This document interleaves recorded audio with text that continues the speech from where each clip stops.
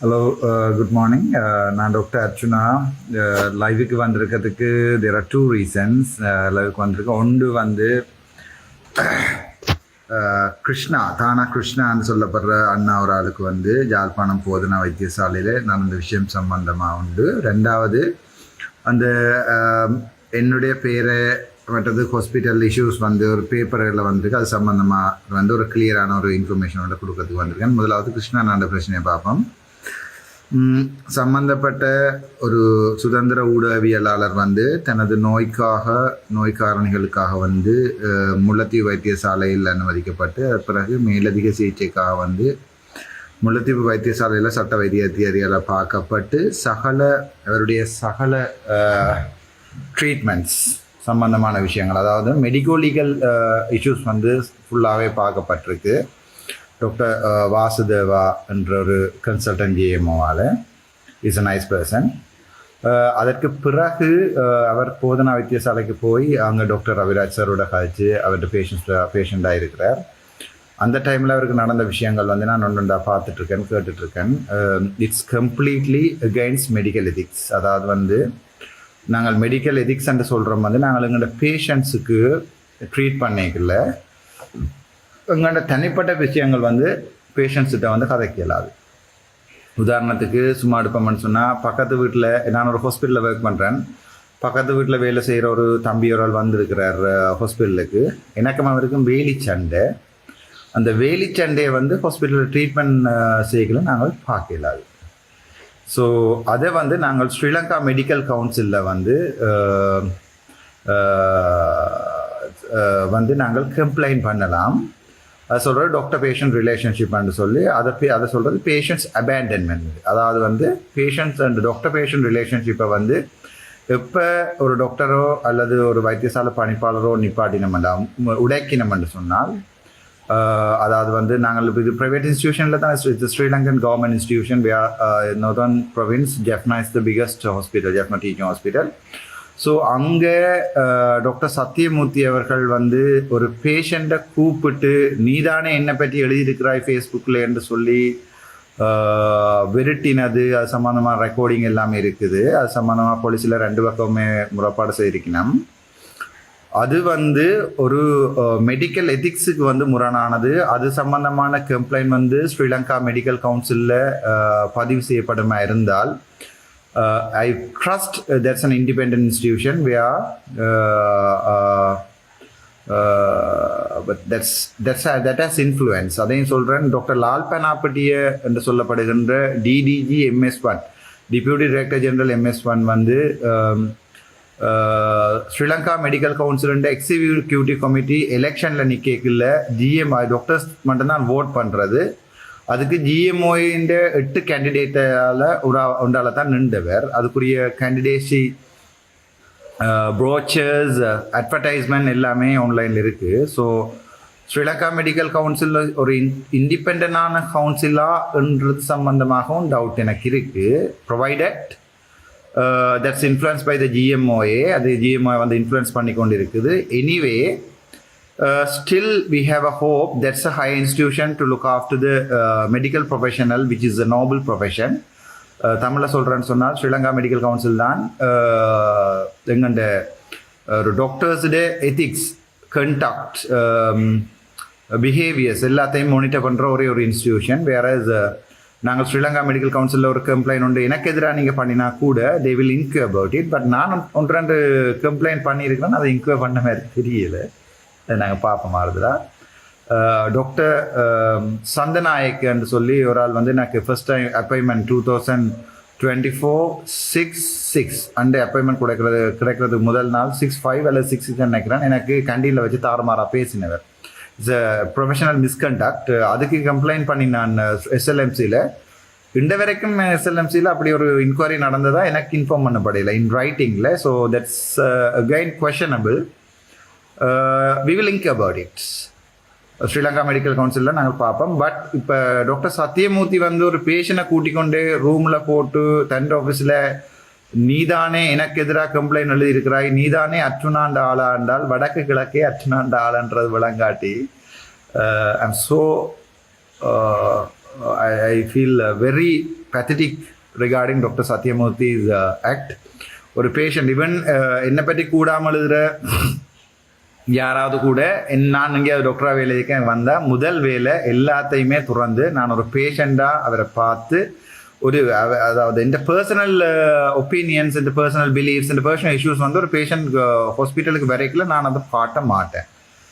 அதுதான் அர்ச்சனாக்கும் சத்தியமூர்த்திக்கும் சம்பந்தப்பட்ட இன்னொரு சட்ட வைத்திய அதிகாரிக்கும் உள்ள வித்தியாசம். எனக்கு சரியான கவலையாக இருக்கேன் என்றால், இப்போ இப்படி ஒரு சுச்சுவேஷனில் என்னை பற்றி ஷேர் பண்ணினாக்கள், என்னை பற்றி நல்லா எழுதினாக்கள் எல்லாம் ஹாஸ்பிட்டலுக்கு பயப்படினமெண்டா நாங்கள் அதை வந்து சட்டத்தின்படி எனி ஆக்ஷன் எடுத்து we have to think about it, we have to chase somebody from the hospital, especially Sathiyamoorthy ஐயா.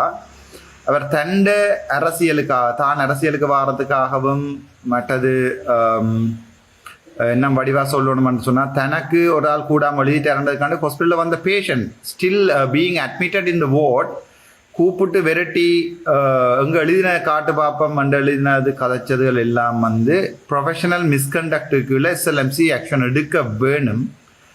நாங்கள் அதை அனுப்புவோம், அதுக்குரிய இதை அனுப்புவோம். ஸ்ரீலங்கா மெடிக்கல் கவுன்சிலில் ரெஜிஸ்ட்ரேஷன் இல்லாமல் போயிட்டுன்னு சொன்னால் டாக்டர் சத்தியமூர்த்திக்கு வந்து ஒரே ஆப்ஷன் என்னோட சேர்ந்து போட்டிக்கு எலெக்ஷன் கேட்குறது தான்.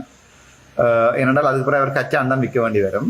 டாக்டர் சத்தியமூர்த்தி மட்டுமல்ல, சம்பந்தப்பட்ட வெரைட்டின சட்ட வைத்திய அதிகாரியையும் நாங்கள் பார்ப்போம். அப்போ அதை வந்து ஒரு இப்படியான ஒரு நேரத்தில் வந்து கண்டம் ஆஃப் கோர்ட்டுகளையும் இது வேறுமென்று நான் எக்ஸ்பெக்ட் பண்ணுறேன். லோயர்ஸ் தான் எனக்கு சொல்லணும். இப்படி ஒரு பிரச்சனை நடந்து கொண்டு கேட்கல, அது சம்பந்தமான விமர்சனங்கள் வந்து செய்யலாது அண்ட் எனக்கு கோர்ட்ஸால் சொல்லப்பட்டது. அப்படி இருக்கேக்கல இவ மட்டும் எப்படி ஒரு பேஷண்ட்டை கூப்பிட்டு இப்படி விரட்டி எல்லாம் செய்யணும்ன்றது எனக்கு விளங்கல. அது சம்மந்தமாக இந்த லோயர்ஸ் வந்து இப்போ எனக்கு லோயர்ஸ் ஒரு படையே இருக்குது. செலஸ்டின் அண்ணன் இருக்கார், ஆண்டன் புரியநாயகம் சார் இருக்கார், அது மாதிரி கனவடியல் வாரன்னு சொல்லியிருக்காங்க. ஸோ நீதிக்காக வாரன்னு சொல்லிக்கணும். இது வந்து காசுக்காண்டு வர கேஸ் இல்லை. அவை இதை விட பெரிய கேஸ் எல்லாம் எடுத்து அவை சிம்பிளாக உழைச்சிட்டு போயிட்டோம். பட் அவை மனச்சாட்சியை உறுத்துறதால அவை எல்லாருமே வந்து இந்த பக்கம் நிற்கணும். முதலாவது டாக்டர் சத்தியமூர்த்திக்கு எதிராக வந்து ஸ்ரீலங்கா மெடிக்கல் கவுன்சிலில் வந்து நாங்கள் ஒரு கம்ப்ளைண்டையும் மற்ற சம்பந்தப்பட்ட சட்ட வைத்திய அதிகாரி கிட்டடியில் கூட ஒரு சட்ட வைத்திய அதிகாரியை ஸ்ரீலங்கா மெடிக்கல் கவுன்சில் ரெஜிஸ்ட்ரேஷனை ரேஸ் பண்ணினாங்க. அதுபோல் கச்சான் தான் நிற்க வேண்டி வரும். அது சம்பந்தமாகவும் நாங்கள் கம்ப்ளைண்ட்களை பண்ணுவோம். அதே நேரம் எந்த ஒரு டாக்டர் வந்து இதுவரை கிட்டத்தட்ட 27 டாக்டர்ஸுடைய எதிராக ஸ்ரீலங்கா மெடிக்கல் கவுன்சிலுக்கு வந்து நான் எந்த கைப்பட எழுதியிருக்கிறேன். அதாவது இன்னொரு கலீக்கை வந்து விமர்சிக்க இயலாது. இப்போ நான் கூட வைத்தியர் செந்தூரன் அவர்களை வந்து ஆக்கள் சொல்கிறாங்கன்னு தான் சொல்லியிருக்கிறேன். நான் சொல்லல அவருக்கு மன வருத்தம் வந்து, நான் சொன்னதான் எந்த இடத்துலையும் இல்லை, அவருக்கு மன வருத்தமும் இல்லை. ஆனால் ஆக்கள் பேசினோம். இவர் ஒரு போஸ்டர் ஒன்று பிரிண்ட் பண்ணி போட்டு போய் ஹாஸ்பிட்டலுக்கு முன்னால் கட்டி போட்டு நிற்கிறாரு. ஸோ இது ஒரு பெரிய இஷ்யூவாக போய் கிணவேருக்கு வேலையில்லாம போகிற ஒரு இஷ்யூ. வடமாகாணத்தின் மருத்துவத்துறையை ஆட்டம் காண வைக்கிறது நான் இல்லை. நான் சிவனேன்று ஓடி ஓடி ஓடி ஓடி ஓடி ஓடி எந்த விடியலையும் தமிழ் மக்களின் விடியலை நோக்கி ஓடிக்கொண்டிருக்கேன். சும்மா இருந்த என்ன நீங்கள் கொண்டு இப்போ மலையில் வச்சதும் காணாண்டு இப்போதைக்கு டோர்ச் அடித்து விட காற்றியெல்லாம் இஞ்சாண்டுக்காண்டு பரவாயில்லை. டாக்டர் சத்தியமூர்த்தி வந்து செய்தது வந்து மாபெரும் தவறு. அவர் பொது மக்களின் ஊடகத்தில் வந்து தானா கிருஷ்ணாவுக்கு வந்து மன்னிப்பு கேட்கல என்று சொன்னால், கிருஷ்ணான்னா விரும்பினால் அதற்குரிய கம்ப்ளைண்ட்டை நான் டிராஃப்ட் பண்ணி கொடுப்பேன். ஏன்டா நான் ஒரு டாக்டர் தானே, எனக்கும் தெரியும் அப்படி கம்ப்ளைண்ட் டிராஃப்ட் பண்ணணும் வந்து.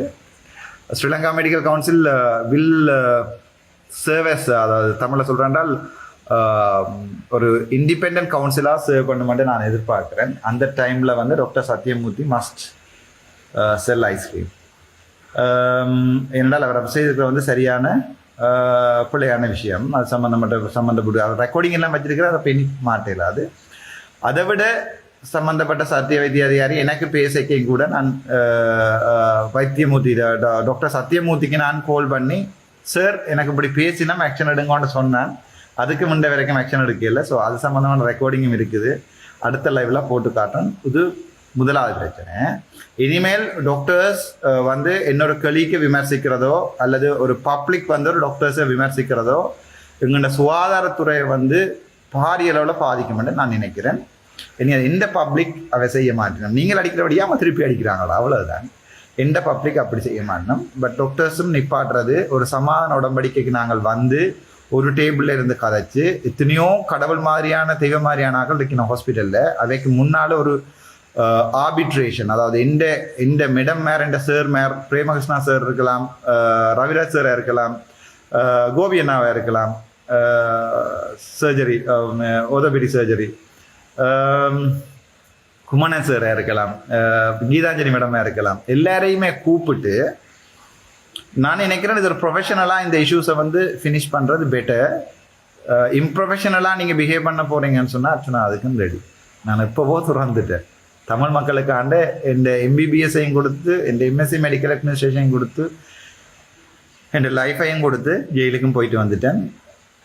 உலகத்தை துறந்தவனோட அடி வர்றது கொஞ்சம் கஷ்டம். இனி உங்களை பொறுத்தது. எனக்கு வேறு பாத்வேயும் க்ரியேட் பண்ணி தந்துட்டீங்க, சந்தோஷம். அது ஒன்று. ரெண்டாவது, கனபர் சொல்லி கொண்டிருக்கணும் அந்த குழந்தை பிள்ளைகளிட வந்து வினோதோட போட்டியில் அப்படி விட்டதால் அவைக்கு ஹாஸ்பிட்டல் போவான் அப்படியே மாண்டு பிரச்சனை வருமா, அந்த பேப்பர் செட் பண்ணின ஆக்களுக்கு வந்து பிரச்சனை வருமாண்டு. ஒரு பிரச்சனையும் வராது. அப்படி ஒரு பிரச்சனை வந்தால் நாங்கள் வந்து அதை பார்த்துக்கொள்வோம். சரிதானே? அப்படி ஒரு பிரச்சனை வந்தால் நாங்கள் அதை சட்ட ரீதியாக பார்த்துக்கொள்வோம். அப்படி ஒரு நாளும் வேற சான்ஸ் இல்லை. அப்படி வந்தால் நாங்கள் சட்ட ரீதியாக பார்த்துக்கொள்வோம். ரெண்டாவது, அப்படி நீங்கள் ஹாஸ்பிட்டலில் இருக்கைக்குள்ள யாராவது உங்களோட ட்ரீட்மெண்ட் சம்மந்தம் இல்லாமல் வேறு ஏதாவது ஒரு டாக்டர் கதப்பினமெண்டா அதை வீடியோ ரெக்கார்ட் பண்ணுற ரைட்ஸ் வந்து உங்களுக்கு இருக்குது. To save yourself. Legal தெரிஞ்சாக்கள் இல்லை தயவு செய்து இதில் கமெண்ட் பண்ணுங்க. மெடிக்கலாக எனக்கு தெரியும் they can't do anything. I'm damn sure they can't even utter a single words towards patients regarding their personal interest. தன்னுடைய பர்சனல் இன்ட்ரெஸ்ட்டுக்கு வந்து ஒருத்தருமே ஒரு பேஷண்ட்ஸோட கதை கேளாது. ஸோ அப்படி கதைச்சா ரெக்கார்ட் பண்ணிக்கொள்ளுங்க. So that's your legal right என்று சொல்லி அவங்களுடைய மேல் நீதிமன்ற நீதிபதி இளஞ்செழியன் ஒரு முறை சொல்லியிருக்கிறார். யாராவது உங்களை அடிக்க வந்தால் கொள்ள வந்தால் அதை ரெக்கார்ட் பண்ணுங்க. அதை விட அஜித் ரோஹன் என்று சொல்லப்படுகின்ற சீனியர் டிஐஜியும் ஒரு வீடியோவில் சொல்லியிருக்கிறார், உங்களை பாதுகாத்துக் கொள்றதுக்கு நீங்கள் ரெக்கார்ட் பண்ணுறதுக்குரிய உரிமை உங்களுக்கு இருக்கான்னு சொல்லி. அது கேமரா ரெக்கார்டிங்கோ ஃபோனோ இன்னமும் ரெக்கார்ட் பண்ணுறதுக்கு உரிமை இருக்கான்னு நினைக்கிறேன். அது லீகல் சம்மந்தமாக ஆக்கள் சொல்லுவினோம். அதால் வந்து பொதுமக்களுக்கு தங்களுடைய கருத்து சுதந்திரம் இருக்குது. அர்ச்சனா மாதிரி தன்னை பிள்ளைய வளர்க்கணுமென்று ஆசைப்படுறவங்களுக்கு கருத்து சுதந்திரம் இருக்குது. அதால் பயப்பட தேவையில்லை. இனி வரும் காலத்தில் எல்லாமே மாறும். நாங்கள் மீன் வேலை போட்டு ரோட்டில் பிடிப்போம். அதால் பயப்பட தேவையில்லை. எப்படி வசதி? தேங்க்யூ. சந்திப்போம்.